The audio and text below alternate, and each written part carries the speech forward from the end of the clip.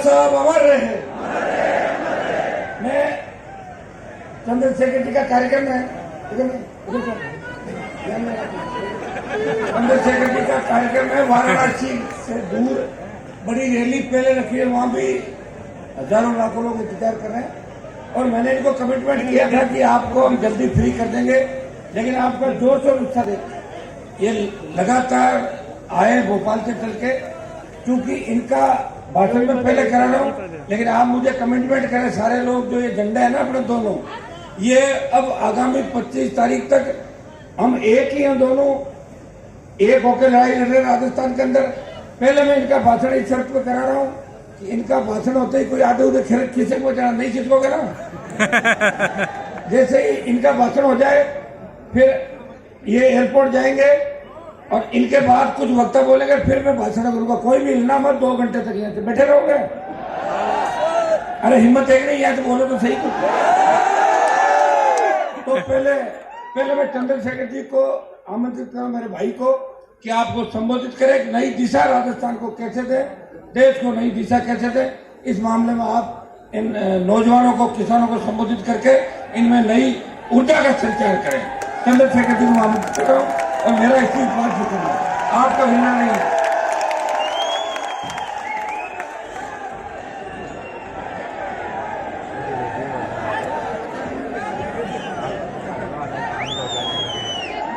जय हिंद।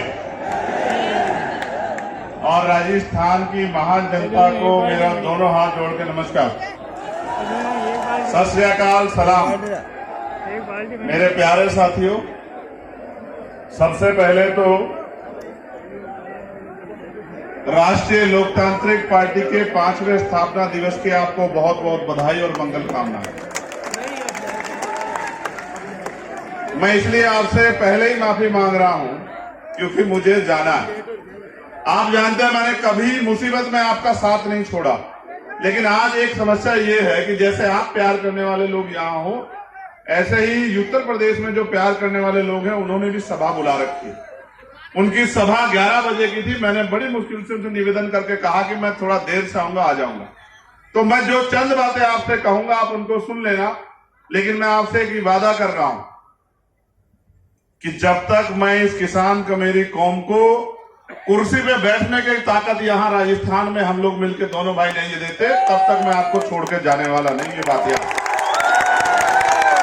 इस मंच पर उपस्थित भीम आर्मी, आजाद समाज पार्टी, राष्ट्रीय लोकतांत्रिक पार्टी के सभी सम्मानित नेतागण, हमारी पार्टी के प्रभारी अध्यक्ष और एक एक हमारे कार्यकर्ता, प्रत्याशी, और आज इस सभा के दूल्हे के रूप में जो यहां मौजूद हैं, वो जो राजस्थान की जान शान है, जिसको दूर से मैंने लड़ते देखा आपके हक अधिकारों के लिए, और लड़ने का हौसला तो मंच पे भी दिखा देते हैं कभी कभी। मैंने तो ये जिम्मेदारी ली है कि मैं इनको रोकता रहूंगा। अगर ये आप कभी भी लड़ेंगे तो ये आपके हकों के लिए लड़ेंगे, आपके अधिकारों के लिए लड़ेंगे, आपके मान सम्मान के लिए लड़ेंगे। ये फैसला करके हम इकट्ठे हुए हैं। भाई हनुमान जी बेनीवाल, आपका धन्यवाद। आपने इस रैली में हमें आमंत्रित किया। बहुत कम समय में आपने बहुत बड़ी ताकत यहां दिखाई। सम्मानित साथियों, समय समय पे भारत की धरती पे जन्मे सभी संतों, गुरुओं, महापुरुषों को नमन करता हूं और जिनको मैं नेता मानता हूं, जिनमें राष्ट्रपिता ज्योतिबा फूले, साहू जी महाराज, डॉक्टर बाबा साहब अम्बेडकर, सर छोटू राम, चौधरी चरण सिंह, महामना रामस्वरूप वर्मा, मान्यवर दीना मानव वाल्मीकि, ऐसे बहुत सारे महापुरुष जिन्होंने अपना पूरा जीवन हम कमजोर कमेरों को, किसानों को आगे बढ़ाने के लिए लगाया।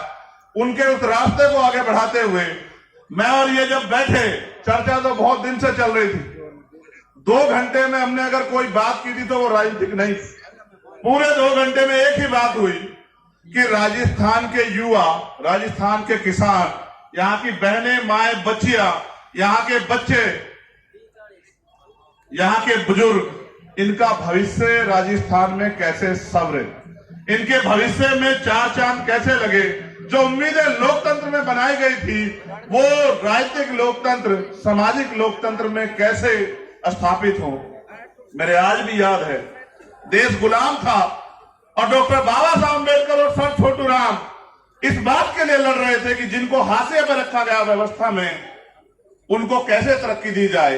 देश राजे रजवाड़ों के हाथ में था और देश में राजतंत्र था। राजा महाराजा जैसे चाहते थे वैसे देश की जनता प्रजा शासित होती थी, न हक न अधिकार। जो राजा ने कह दिया, राजा ने कहा दिन तो प्रजा ने कहा दिन, राजा ने कहा रात तो प्रजा ने मान लिया रात। और ये बहुत लंबे समय तक चलता रहा। फिर एक ऐसा समय आया कि देश में लोकतंत्र आया।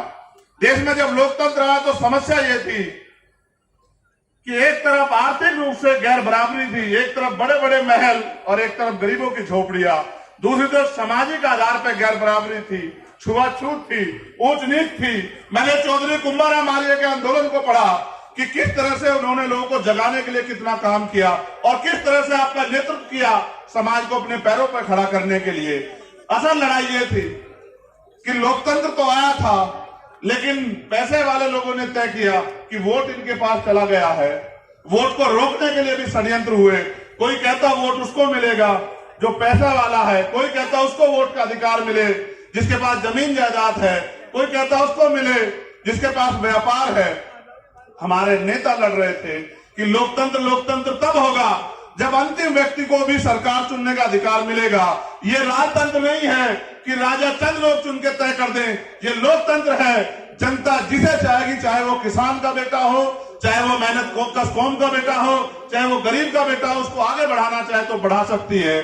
तमाम साजिशों के बाद जब बाबा साहब अम्बेडकर ने अपने 4 बच्चों की कुर्बानी के साथ आपको वोट का अधिकार दिया तो लोगों ने कहा, जो विरोधी लोग थे कि वोट इनके पास है, नोट हमारे पास है, इनकी वोट को नोट से खरीद लेंगे, लोकतंत्र आने नहीं देंगे। हमारे महापुरुष घर से निकले, गली गली गए, लोगों को समझाने का काम किया है। मेरे सीधे साधे लोगों, अपनी ताकत को समझो। ये वोट आपको गुलामी के लिए नहीं मिली, ये वोट आपको बिकने के लिए नहीं मिली। मेरे आज भी याद है मान्यवर काशीराम साहब, उन्होंने अपने जीवन की एक सुख सुविधाएं लगा दी। मगर मैं मानता हूं परिवर्तन एक सतत प्रक्रिया है। चंद दिनों में नहीं बदलाव हो सकता था। ताकतवर लोगों ने रास्तों में कठिनाइयां लगाई। आज जब हम आ रहे थे, रथ चल रहा था, सामने कोई रुकावट आ गई तो हनुमान जी बेनीवाल मुझसे बोले, पत्रकार साथी भी वहां थे, कि ये रथ रुकेगा नहीं। ये रथ अब अगर रुकेगा तो जयपुर की कुर्सी में बैठ जाके रुकेगा। तो वो बात मेरे दिल में आई थी। कितनी कठिनाइयों के बाद भी जो फैसले हमने लिए वो मजबूत होते गए। हमारे महापुरुष निकले, लोगों को जगाते रहे। आज उस कारवां को, उस एकता को जो नेचुरल एकता है, मैं आपको दिल से कह रहा हूं और मैं आपको चेतावनी के तौर पे भी कह रहा हूं। आज हमने एकजुट बनाया, ये गठजोड़ बनाया गांव में रहने वाली, क्योंकि शहर की अपेक्षा गांव में हमारे ज्यादा लोग रहते हैं, उनके चेहरे पे खुशहाली आई।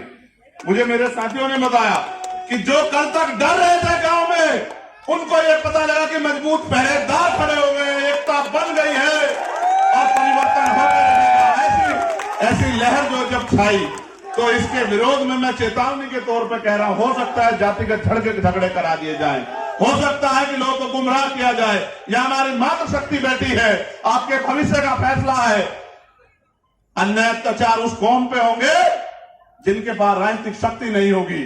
और मैं नौजवानों से कहना चाहता हूं, अगर अपना उचित भविष्य चाहते हो, रोजगार चाहते हो, 90 लाख वोटर हो आप लोग राजस्थान में, जो नौजवान है, जो फैसला करेगा कि कुर्सी पे कौन बैठेगा, मैं उन सबको कहना चाहता हूं। मैं एक नौजवान हूं, बेरोजगारी के दर्द को समझता हूं और ये भी समझता हूं कि किस तरह माँ बाप अपने बच्चे का पेट काट काट के आगे बढ़ाते, जमीन पे गिरवी रखे।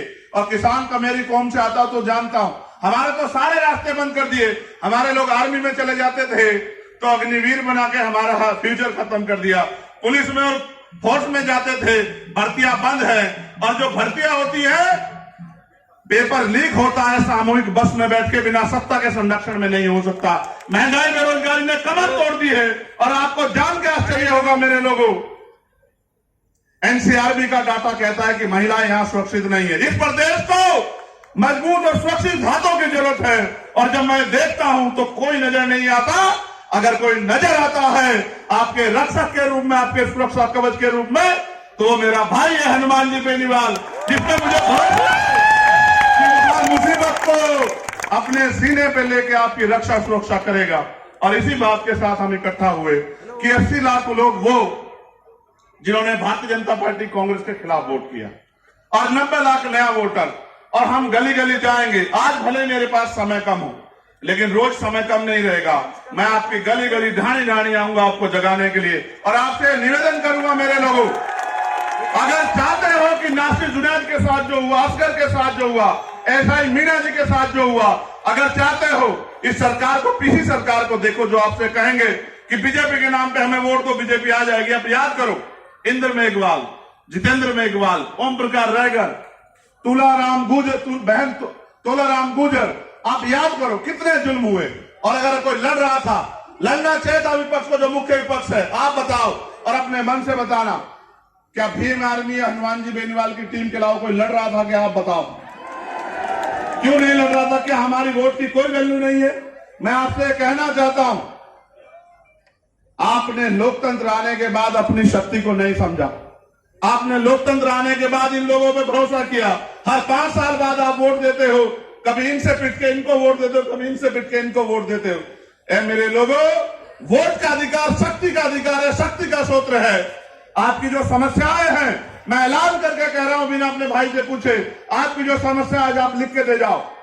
मैं पूरे राजस्थान के वासियों से कहना चाहता हूं, अपनी समस्याओं को लिख के दे जाओ।